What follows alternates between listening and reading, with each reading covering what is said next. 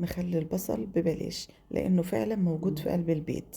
انا بجيب كده شوية بصل من عندي من البيت، بنقي شوية صغيرين كده، المفروض يكون اصغر من كده كمان، بس ده اللي كان موجود عندي. تقدري تعملي احمر بس او ابيض بس، او تعملي النوعين الاتنين زي ما انا هعمل كده النهاردة. انا جبت حلة وحطيتها على النار، سخنتها كويس، يا دوب لسه هتغلي ورحت طافية النار.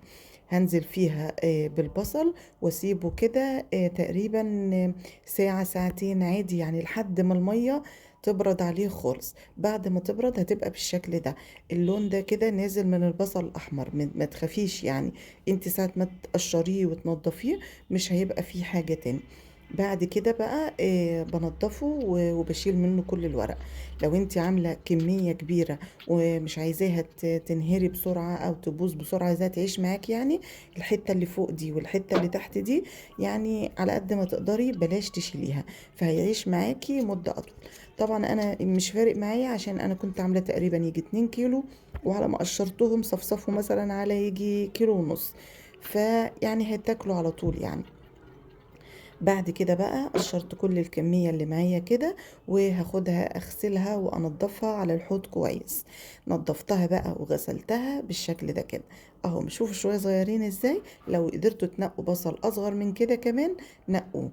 بعد كده بقى بجيب المية، تقريبا دي ازازة مية زي ما انتوا شايفين كده، وهحط عليها برضو يعني نص كوباية شاي صغيرة، نص كوباية ملح من اللي هي كوباية الشاي الصغيرة يعني، وهحط عليها ربع كوباية خل، وكمان معلقة سكر صغيرة، دول علشان يخلوا البصل معاكي مقرمش لآخر واحدة، ويعيش لمدة أطول كمان.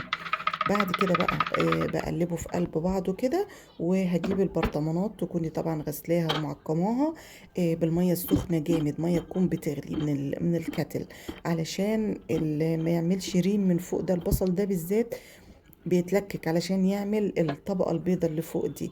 هحط بقى كل البصل، تقدري تفصليه في برطمانين اتنين كل لون لوحده، بس انا حطيته مع بعضه كده علشان اللون الاحمر يخرج شوية على اللون الابيض ده، ويخليه بينك كده.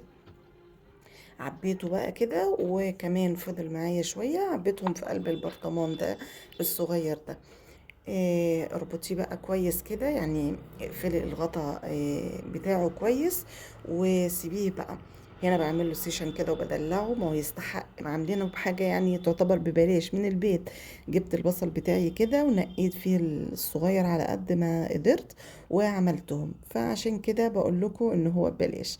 لو عجبكم بقى ما تنسوش لايك وشير علشان الوصفه توصل لناس كتير.